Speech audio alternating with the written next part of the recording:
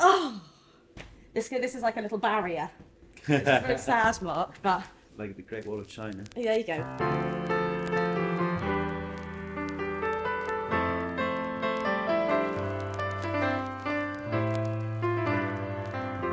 Hello. Hello. Thank you so much for doing this. My pleasure, thank you. And also, I want to start by saying how amazing it is to be talking to you in your dressing room here, where you're doing the motive in the queue, and the theatre that we back onto is a show that you're directing. Yes. That must feel good. It's strange. I want to know if, I presume it's happened before. I'd like to think maybe it was Gielgud who did it last. That would have some poetic it's just a complete license, coincidence. So I directed The Unfriend in Chichester, and then it transferred to the Criterion, and then it's the new cast. And by total coincidence, Yeah.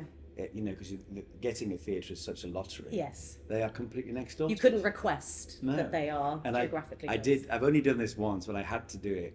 I did a matinee of Motive many weeks ago, and then I went across to give them notes on The Unfriend in costume, Yes. just so I could have one picture. Oh, perfect. The stage doorkeeper was asking me about whether I had a picture between the two theatres, and I said, in my head, it's like it's like the sort of picture that'd be in the Sunday Express in 1978 Yeah. of Bonnie Langford. I should do a star jump between the two theatres. Yes, exactly. Well, it's so nice as well because it is one of. I love these two theatres and the way they back onto each other. They've got that and there's a alleyway. tunnel, there's an actual, there's a corridor. Because I saw the Yeah. Les Mis sign, Yeah. so you can walk between Yes, them. it's between the fly towers. So Great. it's I've not done that yet because I haven't really got time in Motive to pop over and peer down on the other side. Yes. Yeah, it is. It's weird. It's great fun. Ah, brilliant. Okay, so before I want to chat more about the motive in the queue, but the main reason we're here is to talk about your favourite speech. Before we do, I'm just going to warn listeners of the room. We're in your lovely dressing room. And there's the cleaner. The cleaner is outside. We can hear the Hoover. There's some sort of whirring sound, and we've had to switch off the aircon. So as the episode goes on, there is a chance that we will get moister. Yes, it's a sticky day. And apologies to everyone who doesn't like the word moist. We are here to discuss your favourite speech. Would you tell our listeners what you've picked and what it is from? It's got the word speech in. Well, that is great. You win. It's Speak the Speech from Hamlet, Yeah. which is a large part of this show, and I do it at the end of Act 1. But what's interesting to me is that it's a light-hearted thing. It's Hamlet's advice to the players. Basically, stop messing around, don't wave your arms about. Yeah, all these yeah, things. yeah. And what Jack Thorne has done so brilliantly is sort of redeploy it in this play as a kind of cri de coeur from Gielgud to Richard Burton. It's like, do it like this, and it's a very, very moving thing to do because it is always, speak the speech I pray as I pronounce it to you, trippingly on the tongue. But if you mouth it, as many of our players do, I had as leave the town crier spoke my lies. And it's always very light-hearted, but the way it's reused in this play is to be, it's desperate and sort of yearning and angry as well. There's a lot of anger in it. And frequently when people rustle their sweet wrappers and open their cans of drink, it gets even angrier, I discovered. Especially the line, split the ears of the groundlings who for the most part are capable of nothing but inexplicable dumb shows and noise.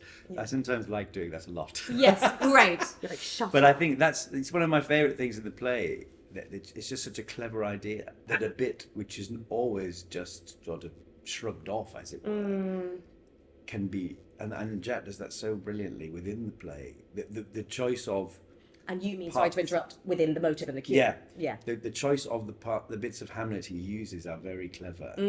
So we can see a lot of Burton being Burton. We can see how Gielgud wants him to do it, and then we see how they kind of come together.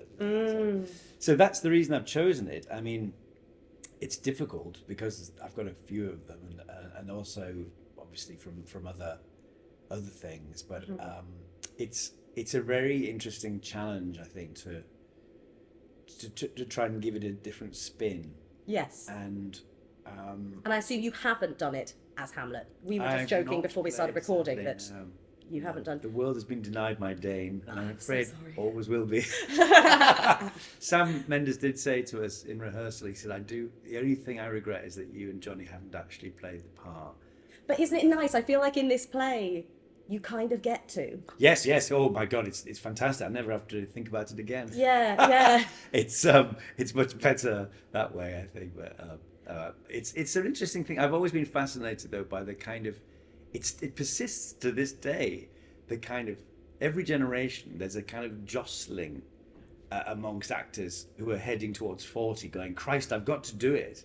And it's just like, gosh, why? There's still that kind of imperative about it, and I find that very interesting, especially when people used to play Hamlet till they were sort of 75. Sure. But of course McKellen's just done it Yes. aged 80. So So did you ever have that feeling? Did you not have? at all. No. I am without. It just didn't appeal. I'm virtually without ambition.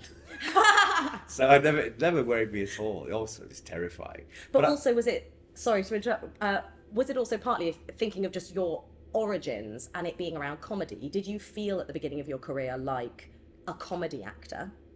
You know, as in, did you? Because I feel like when I was younger, the world felt like it was very quick to box you. You're a Shakespeare actor. Oh, you're yes. a comedy actor. It still is. I mean, Yeah. it is. You have if you're lucky and you get to change people's minds, you have to do it yourself. They won't do it. yeah. And then what happens is they then bracket you in whatever new straitjacket. Yes, and you're like, I actually was. You've if you measured for remember, yourself. Yes. I did start doing that. That yeah. does happen too. But Yeah. no, it's I've just never felt that need. Right. I can totally understand it, but it tends to be a very alpha thing, I think, to want to be Hamleted that way. And but what this play is really, it's made me really love the play Hamlet an awful lot, and also to understand that thing. Gielgud says to Burton, you know, they've never seen you do it. It basically, he's not right for it.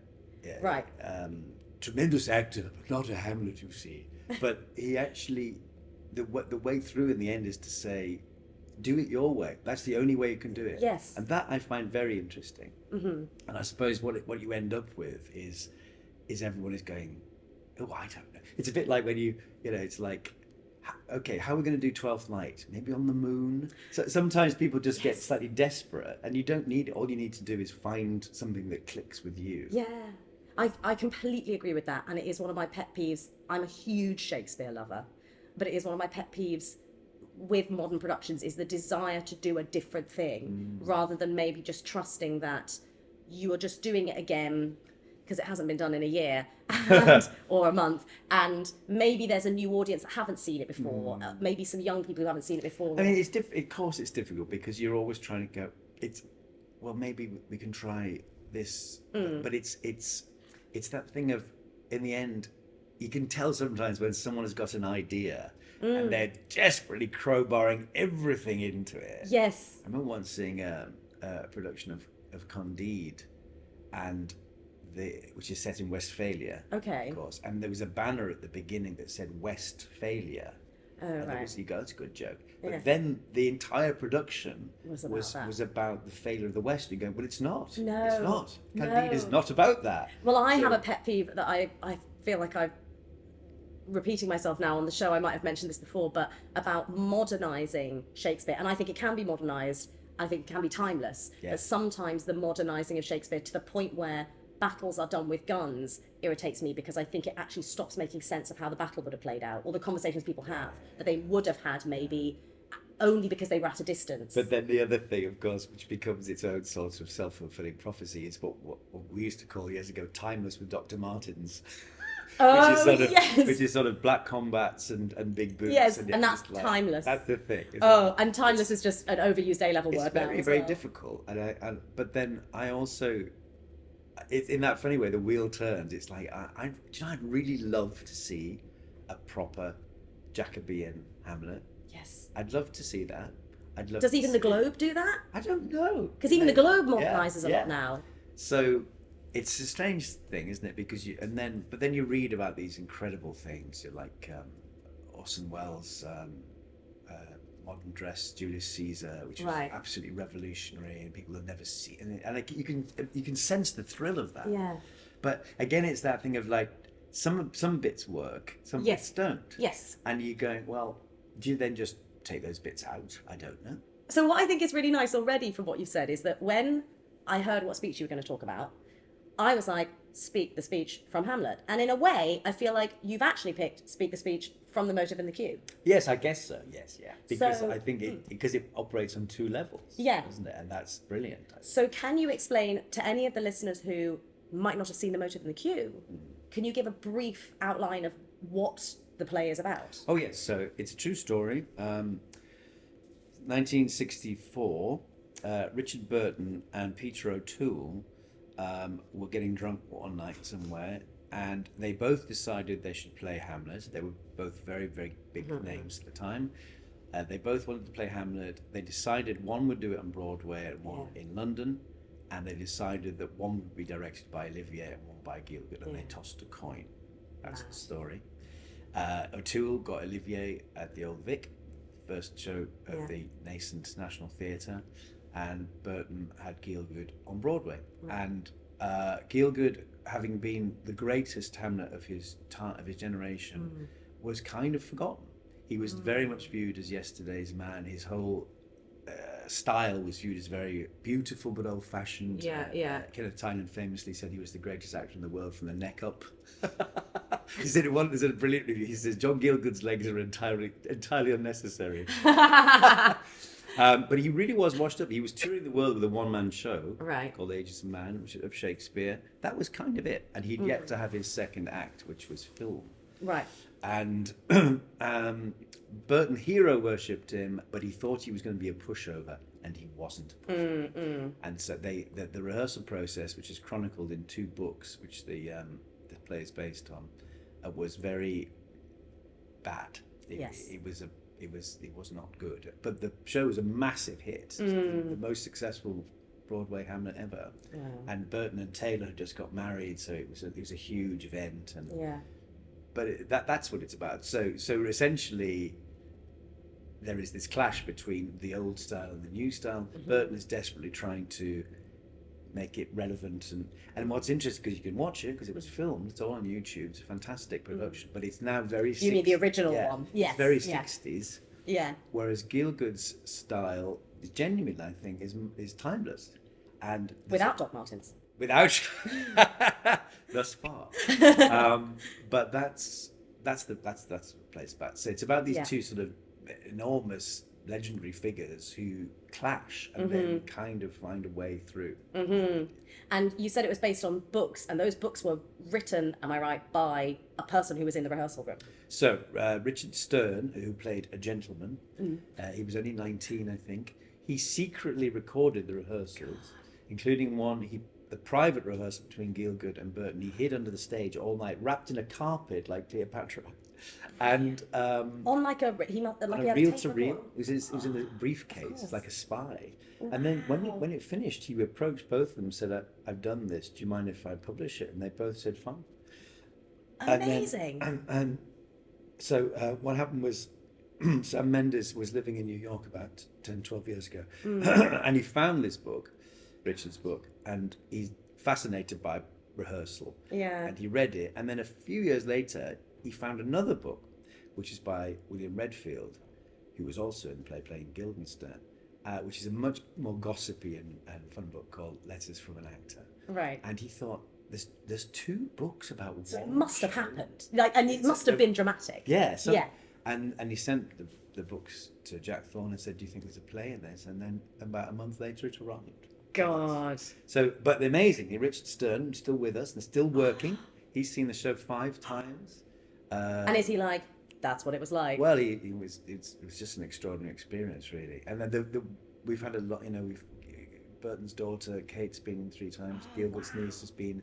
We had the designer of Burton's Hamlet in, Jane Greenwood, 89, still working.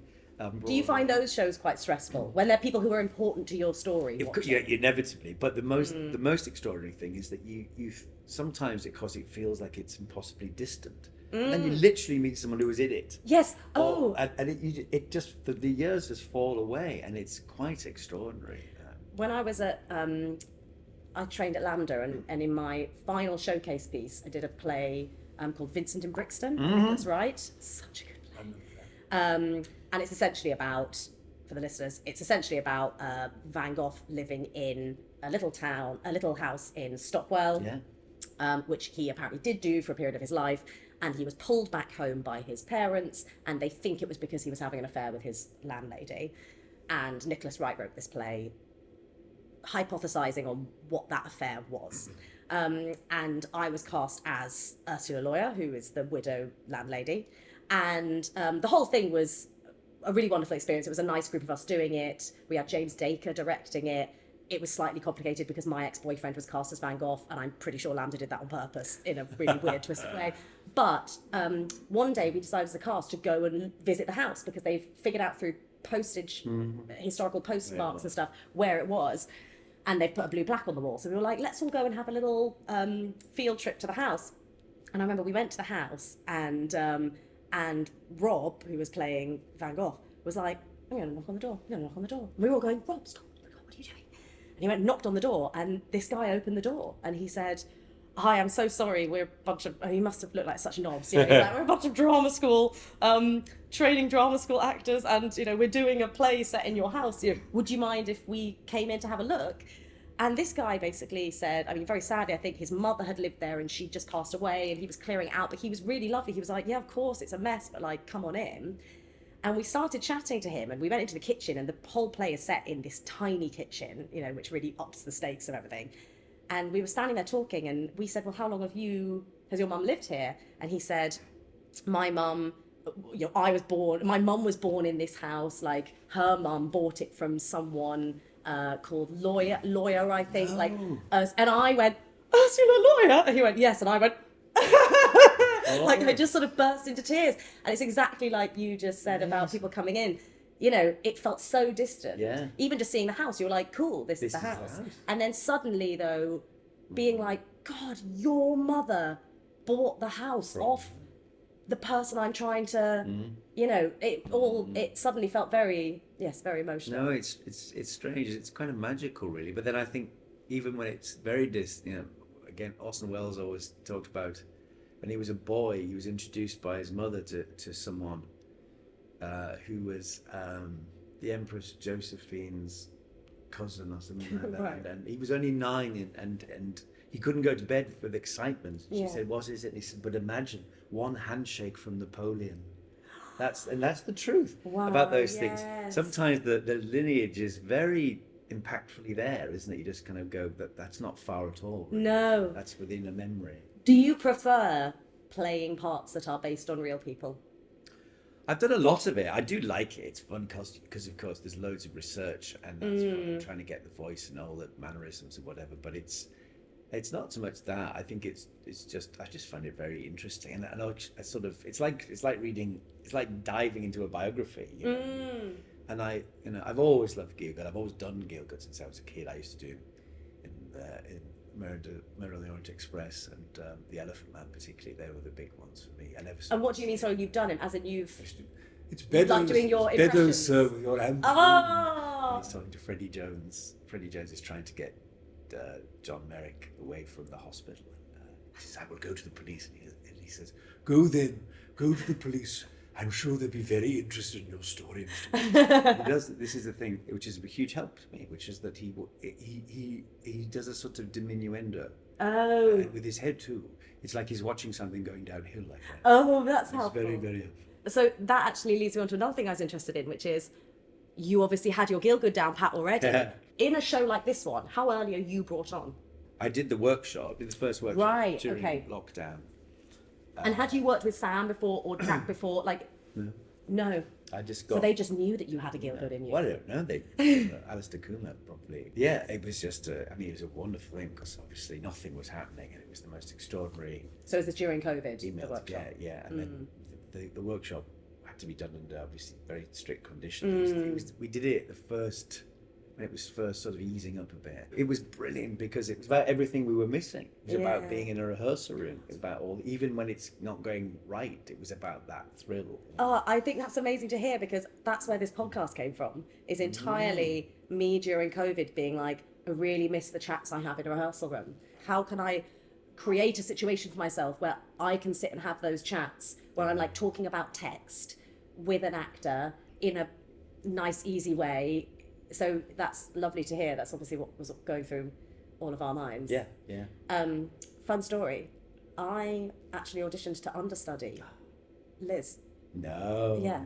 Because when I first heard about it, I was like, I love Jack, and Jack's been on the show, and I just think he's incredible. Yes. And so the minute it was just announced publicly, and it was like, well, Jack's written this play, and Sam was directing it, I was like, that sounds outrageously good. You know, I was just like that. I hadn't even read it at that point, but I was like, God, that sounds awesome. And I reached out to Alistair Coomer, who is casting director of the National, for people listening, and I was like, Al, I'll understudy. I want to be in that room. Like, that sounds so cool. And I remember what I sent him actually was an email that said, this is my very official pitch to understudy. And I none of you guys had been announced yet, so I didn't know that Tuppence Middleton was playing Elizabeth Taylor. I just knew they'd obviously want someone with a relatively high profile. So I sort of said, this is my very official pitch to understudy Liz Taylor. And I found these 2 pictures of Elizabeth Taylor that almost exactly match up to some pictures of me. And not in a vain way. Like, one of them is like her going like, and there's an exact picture of me at a wedding going, you know. And I literally just said, this is my very official pitch to understudy Elizabeth Taylor, and the 2 pictures. And then they did bring me in, but I think in the end the track changed. So they were going to try and get the understudy for Liz to be the same person who plays Eileen Hurley. No, I think the girl who plays Ophelia. Oh, right. Oh, really? And then I think what happened was they changed their mind. They were Yeah. like, actually, the understudy for Liz is going to be an age that's older than me, Yeah. and the person playing Ophelia is going to be an age that's younger than me. So Yes. that track just disintegrated. Yeah. And they were like, it's not going to happen. But that's why I'd already read it. I remember reading it being like, this is amazing, it's so cool. But it's a very happy company, I have to say. They're Good. very, very, very supportive and fun. Yeah. Actually, both at the National and here, we've got 5 new people in this. Oh, have this you? one. But it's been really lovely, and it's very interesting though the difference between a West End audience and the National audience. That's interesting. Go on. Well, they're great, fantastic response. We always get a fantastic response, but it's just, it's fun. Sometimes you think, Johnny said the other day, he said, I think we're getting more tourists now, and I think that's true. I think we're on a list.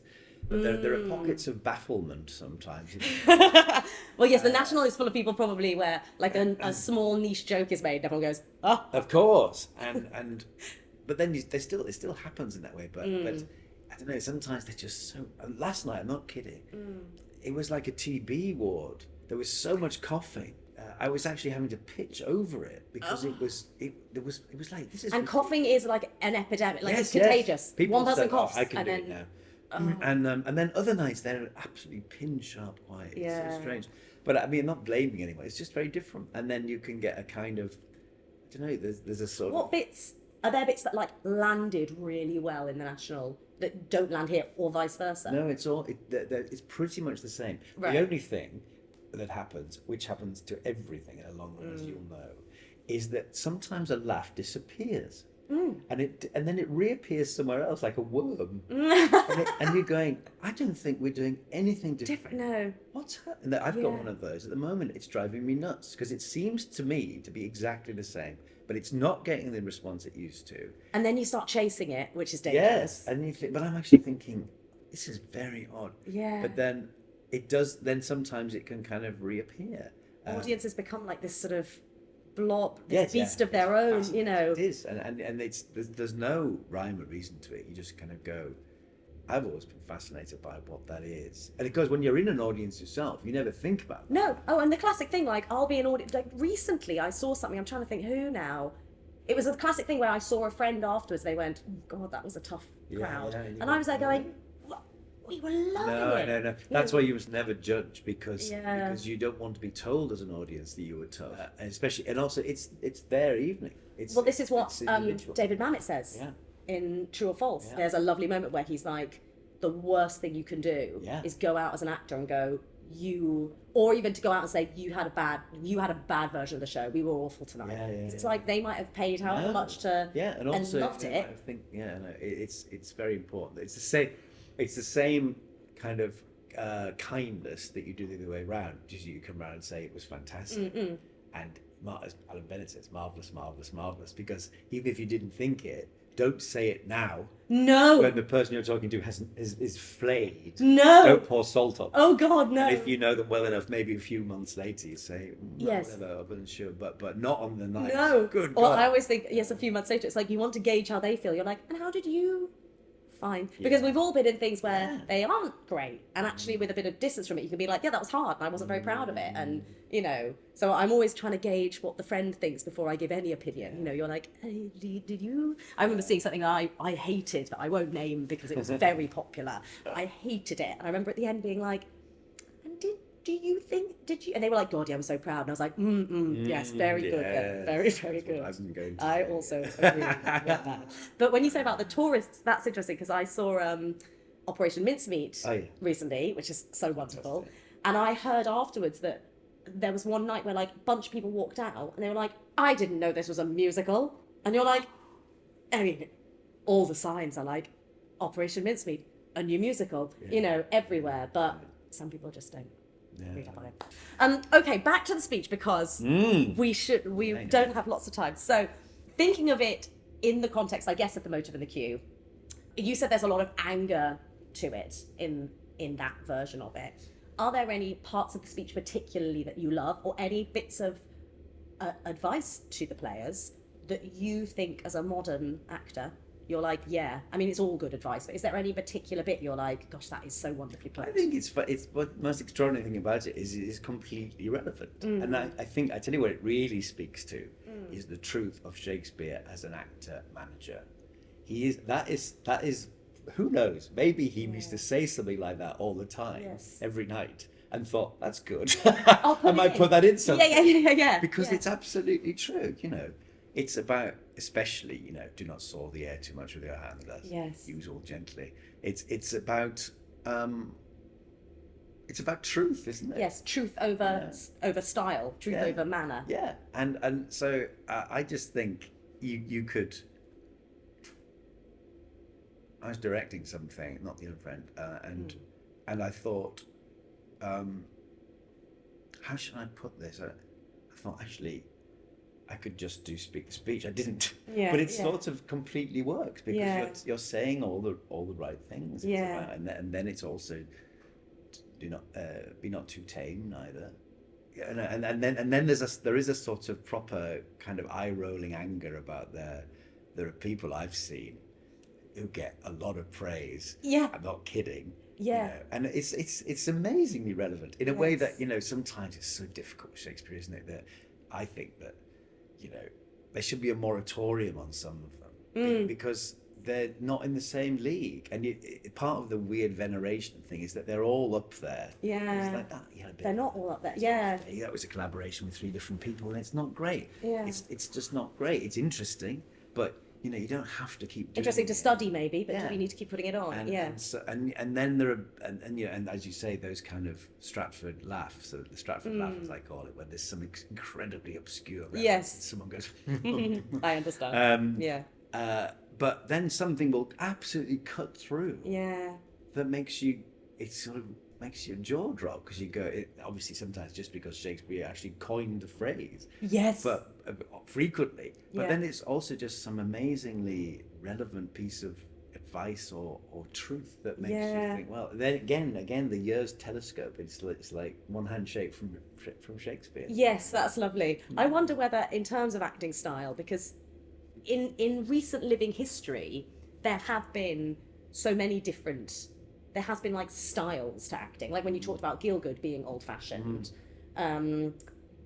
I wonder whether when you hear the speech advice, it is so how we would perform today. You almost wonder, I wish we could see what they would have acted like. But perhaps it was very close to what we do now in a space like the Globe or on the Olivier. You know, I mean, it's definitely the type of acting that has to fill a large space and reach the people up in the gods. And also, you know, combat coughing. Coughing and talking and it's absolutely completely part. So it's probably not what we see at the Donmar Warehouse, but it probably is similar. It is probably closer to what we do now than maybe the sort of stuff we think of as being Olivier and Gielgud which was so of its own. Oh yes. If you listen to Gielgud survives as a radio play, that's the only one really. There's a couple of tiny clips, which is very frustrating. And he turned down the chance to make a film because he thought film was silly. But it's beautiful. It's beautiful. But within the cast, there are some very Edwardian performances. I think Gertrude is like, they sound very old-fashioned. They're exactly what you expect from it to be. And then somehow I think I would say this, but Gielgud sort of cuts through it, I think. But that whole, it's so difficult to tell now, is because we have no idea. And we assume that, we assume we've got it right, don't we? Yeah, and of course. And because it feels very naturalistic and real, but that wasn't what acting was. It wasn't what was expected. So I remember very vividly, there's a Chaplin film called A Woman of Paris, beautiful film, big flop in its day because he directed it, but he's not in it. In fact, he has a cameo as a railway porter, and you can't tell it's him. He just big perverse. Yeah. But there's a French actor in it who is so naturalistic, you go like that. You can't quite believe he's in a silent movie because he doesn't appear to be like anyone else in it. Oh, that's so cool. Or you just go, where have you come from? He's like he's been dropped from the future. It's Yeah. a beautiful thing. And I find that all fascinating. What was Edmund Kean like? What was Garrick like? We imagine it in a very rather pejorative way. It's very declamatory, and we don't really know. I mean, that's the problem. One thing we do know about Gielgud is that amazingly, a woman wrote a book about his performance as Hamlet. I've got it. She watched about 180 performances and wrote down every single bit. So you can actually follow the progress of it, which is incredible.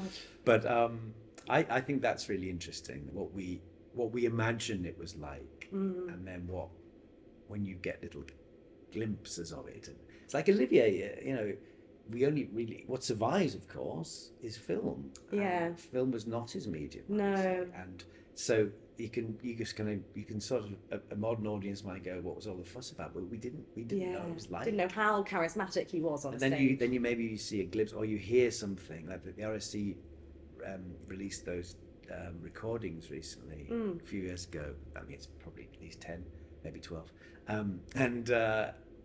Suddenly you hear a bit of his Coriolanus or something like that, and it's like, wow. But as Gielgud says in Motive, performances writ in water. They go, they're ephemeral, and that's part of the magic of it. Yeah. Wonderful. We should hear the speech. So, yes. I'm going to move the microphone a little nearer so that we can hear it properly. Let me just check if all of these are still. While I'm perching it, be slightly out of eye line for you. Speak the speech, I pray you, as I pronounced it to you, trippingly on the tongue.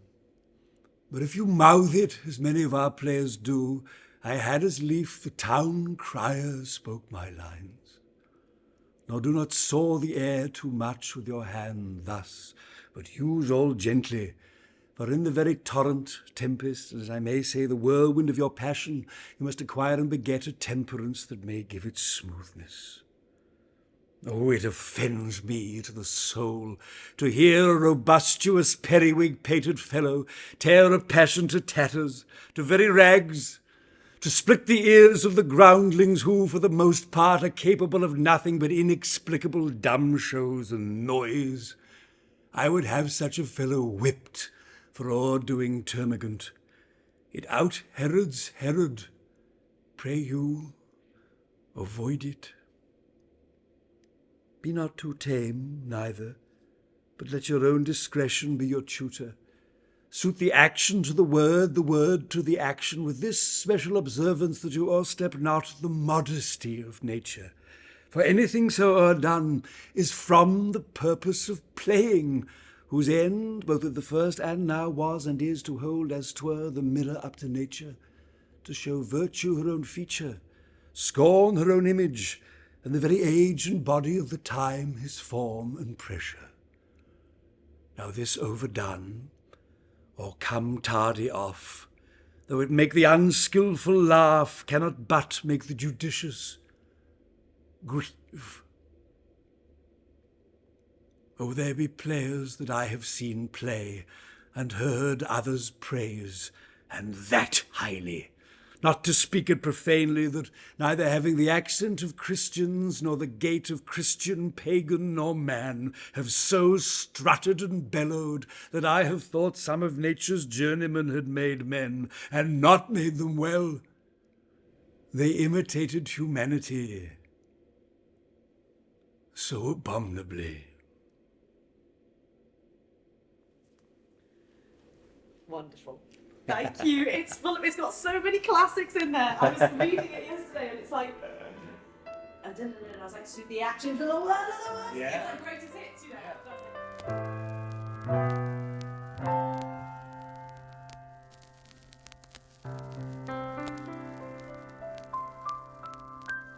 We have finished now, but a reminder that NT Live goes out on 21st of March. So you can see Mark doing it. Correct. By going to a cinema near you. Don't have to get in trouble with the